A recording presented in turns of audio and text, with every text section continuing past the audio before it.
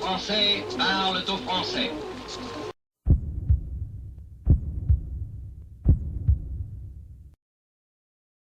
Pour un peu déniaiser les gens qui croient que les idées, enfin qu'il y a une gauche, une droite, des communistes et des capitalistes et que c'est aussi simple que ça, c'est vrai qu'il y a un premier niveau de lecture et quand on s'approche, c'est comme le monde physique, hein, il y a ou même le monde médical, il y a le niveau cellulaire, enfin je sais pas quoi, les microbes, et après il y a en plus on s'approche dans enfin il y a des niveaux, je sais pas comment on dit là, vers l'infiniment petit ou l'infiniment grand, des niveaux. Bon, d'un seul coup on découvre un autre univers caché derrière cet univers, etc. etc. En politique, c'est un peu comme ça. C'est-à-dire que de loin, il y a des communistes qui luttent contre des capitalistes, puis quand on s'approche, on se rend compte que les communistes sont financés par certains capitalistes, et là on essaie de comprendre pourquoi, et quand on cherche à comprendre pourquoi, on comprend. Oui, détruire le dernier empire chrétien qui existait, qui était les Romanov, créer un marché, il y avait aussi des raisons de la Première Guerre mondiale, le deuxième front, les Allemands avaient les Russes sur la gueule et les Français, il fallait que le front russe s'arrête, et il finançait Lénine pour qu'il arrête la guerre. Il avait une raison de l'arrêter puisque le peuple russe souffrait, etc. Enfin, ça, c'est ce qu'on appelle la complexité du réel. Et effectivement, un des travails de R, c'est effectivement de sortir du catéchisme de base, qui est celui qu'on apprend, que ce soit au PC ou chez les libéraux. Il y a le catéchisme pour les libéraux, le catéchisme pour les communistes. C'est toujours dans le but de manipuler les foules. Et ça fait partie du travail de R d'aller plus loin.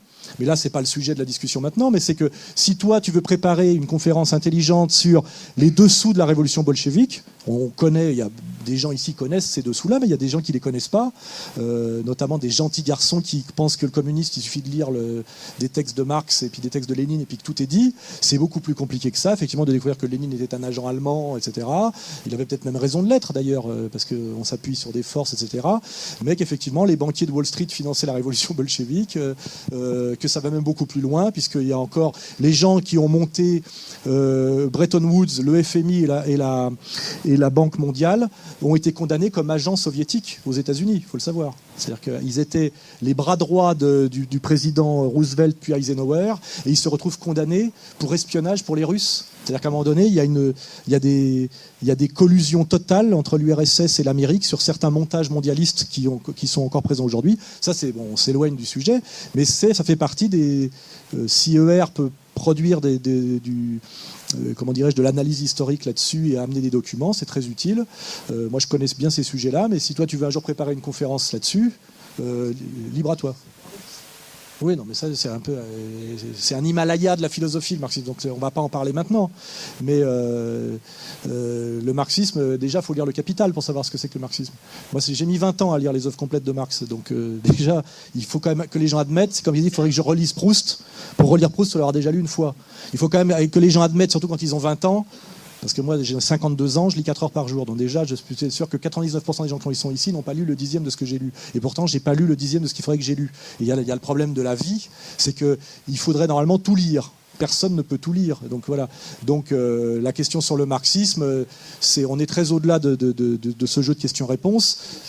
Marx a critiqué le libéralisme comme processus de destruction du monde qu'est le vôtre. Donc déjà, rien que pour ça, vous devez vous y intéresser, parce que celui qui a le mieux analysé et étudié la destruction du monde pré-bourgeois, qui est le monde de la monarchie théocratique, c'est Marx. Et c'est parce que vous ne l'avez jamais lu. Marx a des textes entiers où il dit comment la bourgeoisie a plongé dans les eaux glacées du calcul matériel et sordide la beauté du monde catholique précédent, etc.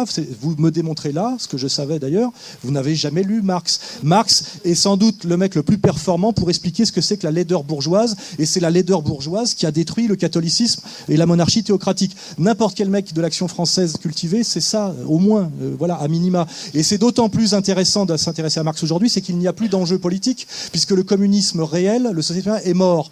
Donc aujourd'hui, vous pouvez lire Marx en toute tranquillité, parce qu'il n'y a plus d'enjeu en termes de combat politique immédiat. Et je vous garantis qu'il y a des choses très très intéressantes dans le marxisme, et notamment, il y a une dimension dans le marxisme qui est une dimension totalement chrétienne. Il faut quand même le comprendre. Hein. C'est totalement chrétien, le marxisme, parce que c'est le plus juste partage du travail et des richesses, et c'est une volonté d'égalité et de fraternité entre les hommes, au-delà de l'intérêt égoïste, matériel, etc. Donc il y a une dimension très très profondément chrétienne dans le marxisme, qu'ont compris très bien les gens qui sont sur la doctrine sociale de l'Église, ou après les gens de la théologie de la libération. Et donc il y a deux raisons de s'intéresser à Marx. C'est une critique très très performante du libéralisme bourgeois, qui est le monde qui a détruit le vôtre.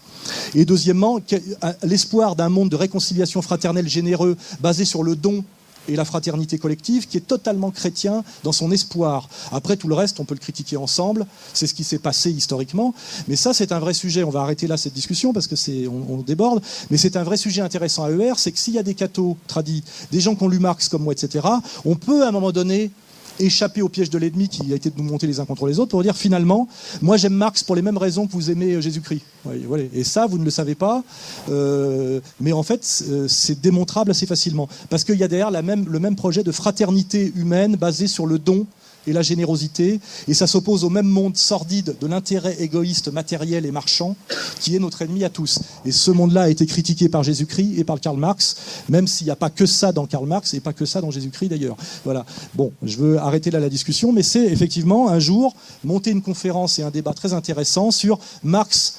Jésus-Christ, point commun, opposition, etc. Ça pourrait être un vrai sujet intéressant dont nous sortirions tous grandis, je vous en assure. Voilà. Veuillez écouter tout d'abord quelques messages personnels.